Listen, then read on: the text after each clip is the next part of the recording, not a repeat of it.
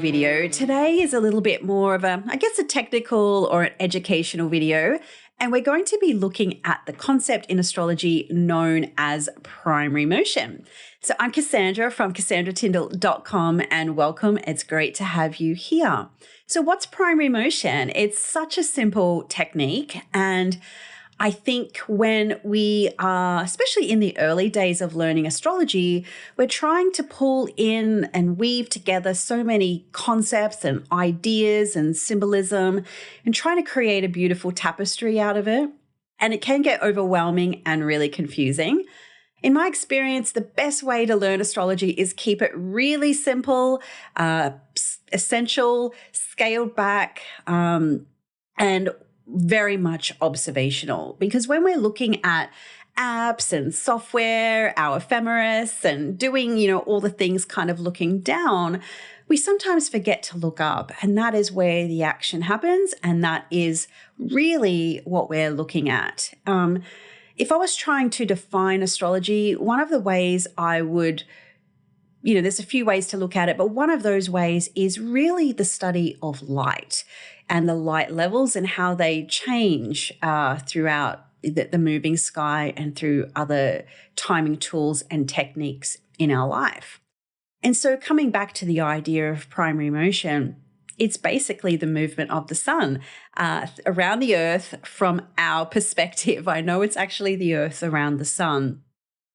But way back in the day, it was the ancient Egyptians who really started to draw symbolism or make correlations between the themes and threads and topics here on, planet Earth, along with the way that the sun was moving throughout the sky in the day. So they worshipped Ra, the sun god, and really drew a lot of symbolism from its movement.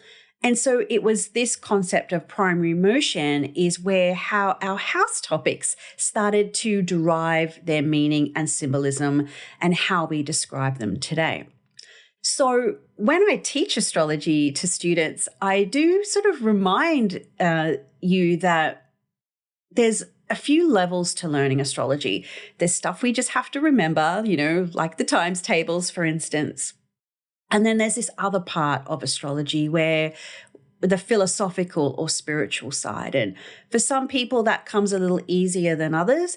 But if we can kind of blend the practical with the mystical and the observational, I think that can really create for you a really solid foundation from which you can draw your symbolism and solidify your understanding of astrology as well.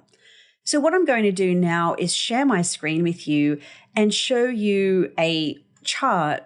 And we're going to start to really sort of look at the sun and its movement throughout the sky each day and how we can start to encompass the idea of primary motion in our daily life as well as in our interpretive principles in astrology too. So I've got this chart set for my own location, which is Brisbane in Australia. And, the first sort of place we always look at when we're reading charts is the Ascendant. And that, as I'm sure all of you know, symbolizes the sun's rise over the eastern horizon. And it symbolizes our arrival into the world. And so to the ancient Egyptians, the sun was the symbol of life. It was the symbol of a dawning of a new day, a new beginning, and a fresh start. Just like a newborn baby, arriving, in the world. If we're looking at Hori charts, it's the first house in the Ascendant that's, is the moment of the question. It's that inception or the beginning, if you like. And so as the hours, tick by throughout the day and, the rotation of the earth sort of creates the movement of the sun, we start to see the sun, rises up into other parts of the sky. So the planets move in one direction and the zodiac moves in another. So, and that's where we kind of get this concept from. And I don't want to go into that too much. I want to try and keep this pretty simple for a YouTube video. Obviously, these are concepts I explore in a lot more depth in my upcoming course, which I'll chat about a little bit at the end for you. So as the sun starts to rise up in the morning, we start to see more light is in the sky, okay? And one of the reasons that the 12th house gets some of its symbolism of being kind of confusing or in exile or absent or a troublesome house is that while there's light in the sky, it takes its symbolism from the vision is still not clear. So, for example, earlier this week, here in Brisbane, we had a hugely foggy morning. And even though the sky was light, we couldn't see clearly. The view that I would normally see over the hills at my house were not visible. And so that's a little bit like our 12th house experience. The sun is rising. It's hungry for something, but it may not know what it's hungry for yet because the visibility isn't clear. And that, brings us back that the study of light and light levels in our charts will really help us understand the parts of us that are more visible and, of course, the parts that are less so. And so as those hours, tick across the day and the sun starts to move up, the sun is now, in that mid-morning phase. So we're looking sort of, depending, of course, on your location on the globe and the season, there's going to be a little bit of variance. But, for the most part, these symbols sort of ring true, particularly for my particular location on the globe, because we're not too far away from the equator here. So we're not in one of those extreme locations, for example, in Northern Europe. Now, the sun moves into the 11th house, and this is a very ambitious place. It's a place where the sun is rising for that culmination point known as that midheaven. And this is the part of the chart where we get symbolism like our friends or our hopes and dreams for the future. So the 11th house is a great house of expectation. It's a house of ambition because whom and what we connect to through the meaning of this house can be who helps us or who elevates us in our quest for ambition, whether those ambitions are of a professional or a material nature, or maybe they're of a heartfelt nature, like our bosom buddy or our best friends. They can also elevate our spirit, which is also very much about what the sun symbolizes too. And then as the sun rises, even further up, we get that heightened visibility, usually sort of around that midday-ish position. Again, depending on time zones and locations a little bit as well. So this is the high point of the sun, and that midheaven is that highest point of visibility, of public identity. One of the more ancient symbolism of the 10th house, it was the original house of marriage. And that was because your identity changed somewhat through marriage, particularly for a woman, because her name changed, or, even for the man too, because he took on an additional role and reputation of being sort of perhaps a provider or somebody else's husband. And so the sun is, reaching this culmination point.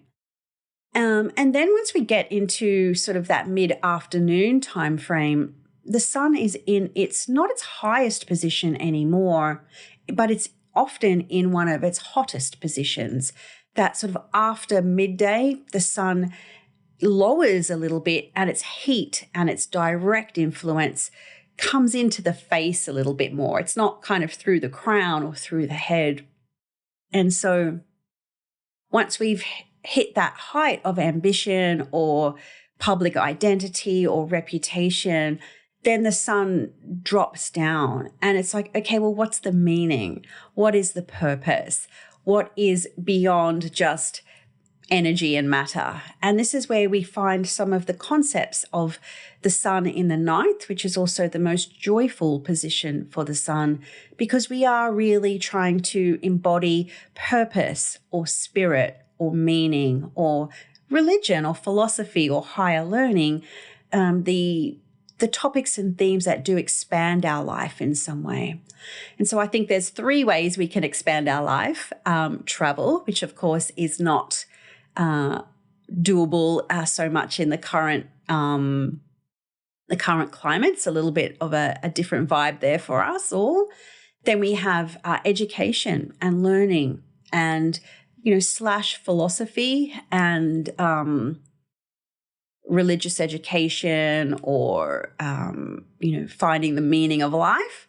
And then the third way that you can also really expand your concept of meaning is, through, various forms of plant medicines or, psychedelic experiences that can kind of help unlock or, release or unlock or tap into other dimensions to get that link closer to that higher being or higher level of experience. So there's a certain perhaps ecstasy for the sun here in that position. So it's a very elevated and higher position because your connection to God is stronger in the 9th. And that God, of course, can just be, meaning of life or a spiritual pursuit of some type or a pilgrimage as well.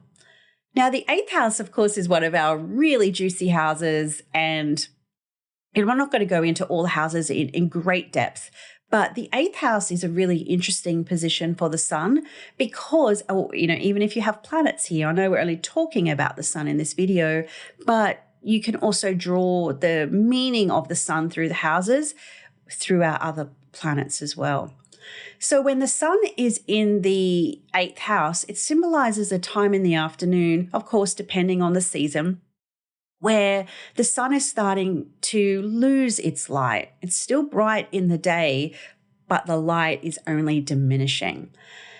And so this, for the most part, sort of can happen anywhere between sort of 2 to 4 in the afternoon, depending on your location, as I mentioned. And this is a part of the sky where obviously it's very visible, but also there's awareness here that the darkness is coming or winter is coming if you've watched Game of Thrones. And so you'll see this in, say, for example, aged care. You'll see this in mental health facilities where the tone or the temperament of the patients or the clients will really start to shift and change because there's an awareness that darkness is coming. So there's this real symbolic duality in the 8th house where you're in the light, but awareness of the dark or the underbelly or the fears and the anxieties that can become a part of the 8th house there. So the sun symbolically, according to the Egyptians, was preparing for death. So the death of the light of the day and into the descent of the darkness. And that's where we get the symbolism of the 7th house. The 7th house is where the sun goes to die at the end of the day. And then the rising of the dark. And so we're like, why do we put relationships here? Which sort of seems a little bit of an oxymoron, I guess, in our modern way of thinking. But if you think about sort of marriage through the ages, it wasn't always a case of Hollywood and love and romance. Sometimes there was you married an enemy in order to keep warring parties in peace or to perpetuate a tribe or a culture, and you may not have necessarily liked the person, hence the idea of open enemies. And if anyone's ever been divorced, you may be very aware of the concept of that. And so there's also another, I guess, psychological component to this house as well, where it's the opposite of the identity as symbolized by the 1st house and the ascendant. So whatever is symbolized by the 7th is naturally in opposition to your own identity or to your own self. And that doesn't always have to be a bad thing, of course, either. Then the sun goes into the darkness now. It's now past the descendant and there's no light in the sky, as symbolized by the 6th house.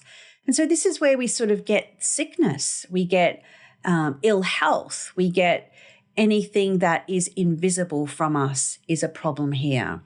We also really we don't often see this in the text, but you see this, I've seen this many times in practice, is this is where we actually get our enemies from. The people, as soon as it's dark, it's when those terrors come out, or, when there's no light in the sky, this is when you're more likely to get, maybe broken into or have something, there's more danger when it's dark, and just in that early darkness of the night as well.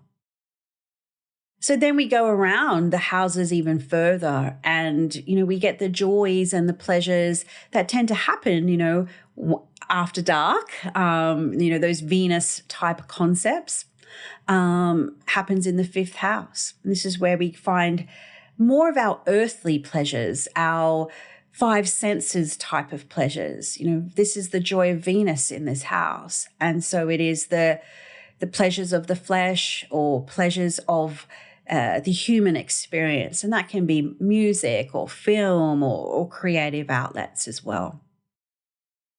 Then the sun in the 4th house is symbolic of midnight and the nadir, or the depth of the darkness. And so here, where we have the height of our public identity or our reputation, in the 4th house is very symbolic of our private life, maybe our domestic life.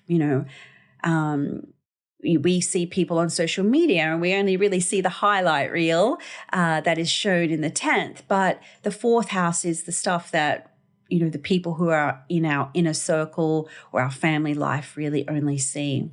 The 4th house is also symbolized by our origins or our family ancestry,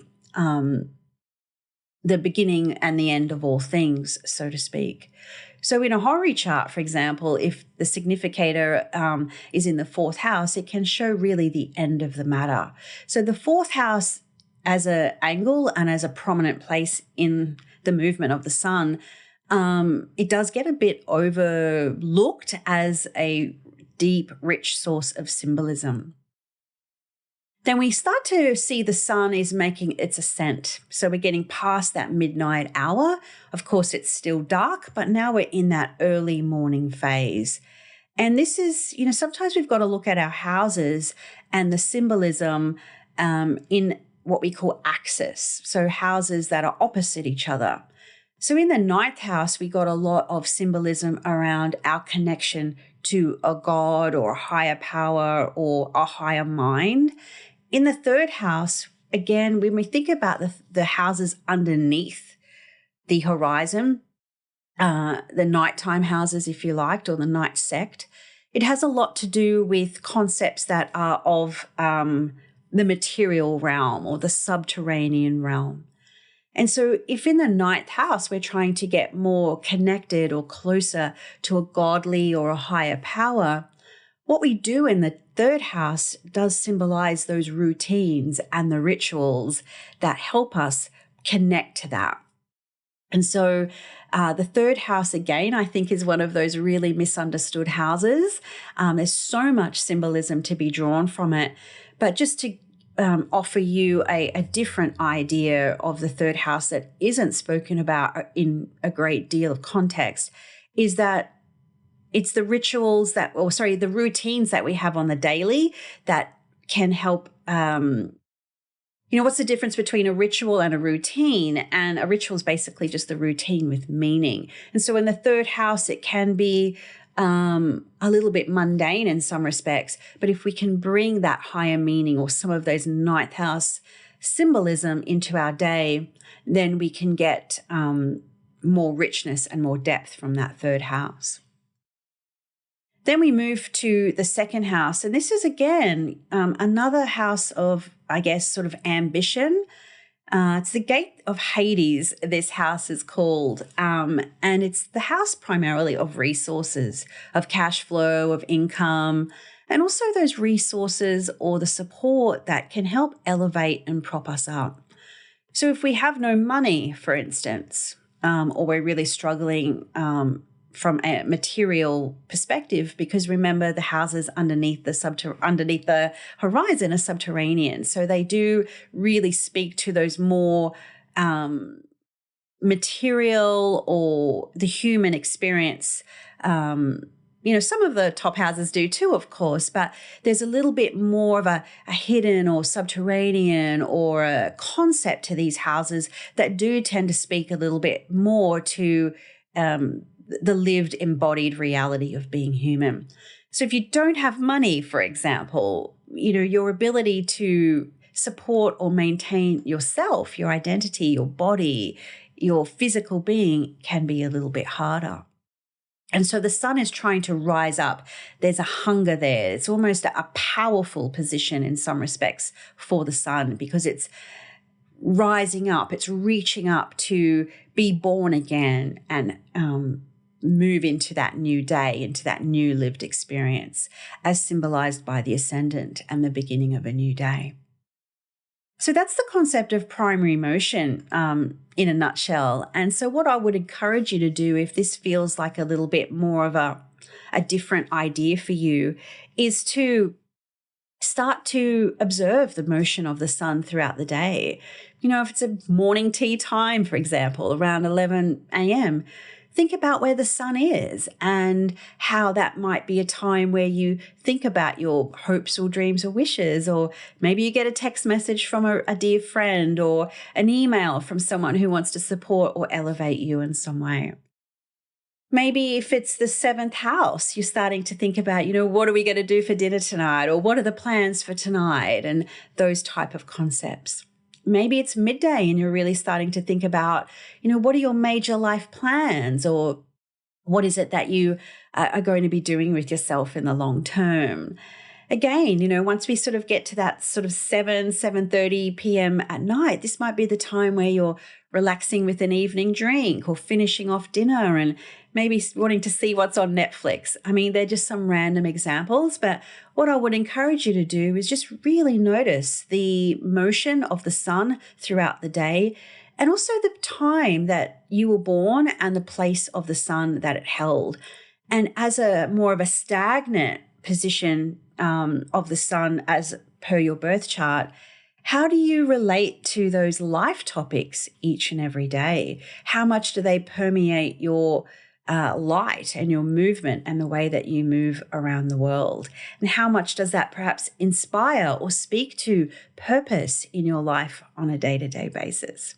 So I do hope that's given you just a little bit of food for thought around how to work with the movement of the sun throughout each day, and how that also works in your own chart and in your life. So if you would like to learn more about the houses and go really deep into some of this ancient symbolism, on the 29th in the Northern Hemisphere, it'll be the 30th for us here in the South, I'm starting a new course. The first module is all about the houses, and that will be a part of a 2-year program. All the links it will be in the description below. The early bird rate does end on the solstice, so you'll get a chance to save a little bit of cash as you come and join in learning more about the houses with me. So again, I hope this has helped you broaden a few of your ideas and got you thinking about the houses in a little bit of a different way. And until next time, I hope you enjoy the current skies, and I'll see you then.